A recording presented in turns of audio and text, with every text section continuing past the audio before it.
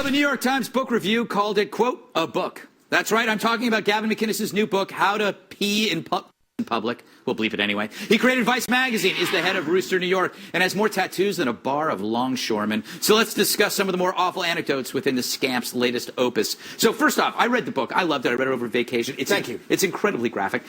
Your parents and marijuana. Explain that story if you can. Man, I was hoping they wouldn't hear about this. I mean, the very first page says, to my wife, make sure the kids and none of our family hears about this. Yeah. But yeah, I got some pot when I was in Canada, and I tried to explain to my parents, who hadn't smoked in about 30 years, this is not the 70s stuff where you roll a Bob Marley. Yeah. Even a pin is too much. Mm-hmm. In fact, put a pin in it and just go... So they go, right, we know what we're doing. Don't you tell us what to do. And then just took a towel and then went, that's just quite strong. And then, you know, it was very, very bad. Your mother saw... She became convinced the goblins were trying to kill her and the family. My dad ignored her because you can't get into that or you're going to get on their bad trip. So yes. At least he remembered that from the 70s. So he just closed the door and went, calm down, Lorraine, have an orange juice. And then she goes, I know, I'll call the cops. Yes.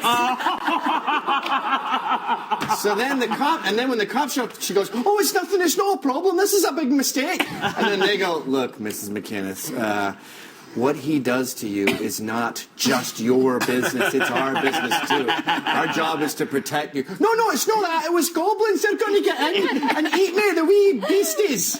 All right, you want to go for that lie? And then, that's why he's still in jail today. Well, at least there's there's a happy ending. No, your book was originally called The Death of Cool. What did you mean by that, and why did you change it? Well, this book is about the party phase, you know, your teenage years, and that's a fun phase, and it makes for some great stories. But I wish that my friends realized before they died of heroin that is just one phase, and that goes in the past, and there's the dad phase. That's a great phase, too. Yeah. I didn't want to do Death of Cool because I was sort of wrapping up those years in a bow and saying, party on, kids. Well, I think that's the book kind of does. The interesting thing I found about the book, and it's extremely graphic, like when people write memoirs and they talk about sowing their wild oats, you actually like get into the nitty-gritty of sowing. Yeah, I sowed my wild oats like Rambo did. But the point is, you create what you call the mental Rolodex, so that when you enter the world of domesticity, yes.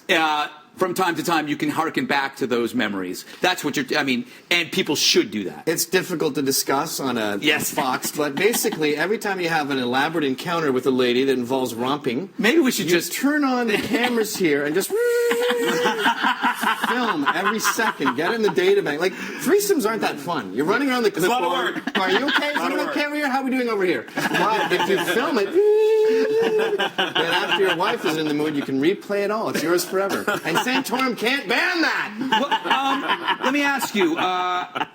You're very serious about drug use in the sense and the negative aspects of drug use. People might think that you are advocating it, but in fact, in your book, you have a lot of friends that OD, but you talk about the difference between certain, like, okay drugs and bad drugs. There was a metaphor you used. Do you remember it?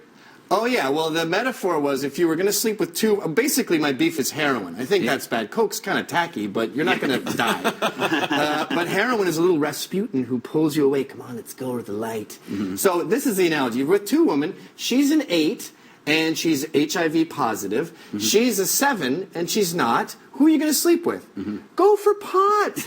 Go get stoned. Go do some blow. I mean, you can synthesize the heroin high with all kinds of lewds and all kinds of other stuff. I don't know why people keep going down the heroin path. Yeah. Can you run any of that? Yes, I can. Yeah, first I'm going to disavow everything that he said about it. Drugs are bad, people. All drugs. Including, well, not that one, but some are okay, as long as they're prescribed. Definitely the ones with the HIV is bad. Yeah. Oxycontin and heroin are bad. I mean, they should all be legal, but the rest are pretty great. Even crack. No, crack is kind of fun for 5 hours. All right, we've got to change. That's 100 coffees, right? How is this book going to be received by your relatives? It's an evil book. I disavow this, man. I dread them seeing it. I really do. I don't know. Luckily, they're not very savvy on the media circuit, so... Actually, now that's going to get to them. Oh, well, it's the truth. I mean, it's real stories that happened during my wild years, and I'd like to make a public apology, both to my family, my second-to-near family, and my children when they get old enough to understand this. Yes, and you're going to have to explain to them this segment to your kids. That, like, you advocated behaviors that you're going to. I didn't advocate behaviors. I even when we had that cop who we made fun of for arresting us for drunk driving, I said sorry. There's a lot of sorries in there. Yeah, there is a lot of sorries. There's a lot of sorries. All right. Again, I don't advocate anything Gavin just said. The name of the book is How to Pee in Public. It's available starting Tuesday. We're going to close it out with a post-game wrap-up from TV's Andy Levy. Fantasy Clips and Research Show.